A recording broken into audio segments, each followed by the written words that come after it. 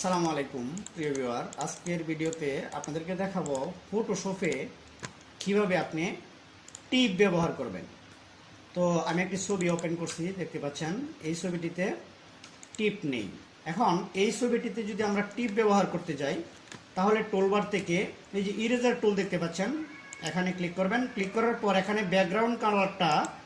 ব্যাকগ্রাউন্ডে ক্লিক করার পর কালার পিকার এরকম আসবে। আসার পর এখান থেকে লাল কালারটা আমি সিলেক্ট করে নিলাম, নেওয়ার পর এখানে ওকে দিয়ে দিলাম। এখন ব্যাকগ্রাউন্ডে রেড কালার আছে। এখন আমি টুলবার থেকে ইরেজার টুলটা সিলেক্ট করে নিলাম। টুলটাকে আমি একটু থার্ড ব্র্যাকেট প্রেস করে এটাকে একটু ছোটো করে নিচ্ছি। তারপর একবারে মাঝখানে এখানে ক্লিক করে দেখেন একটা টিপ দিয়ে দিলাম। এখন যদি এই ছবিটাকে আমরা দেখি, দেখতে পাচ্ছেন খুব সুন্দর টিপ হয়ে গেছে। তো এভাবেই আপনারা ফটোশপে ছবিতে টিপ ব্যবহার করতে পারবেন।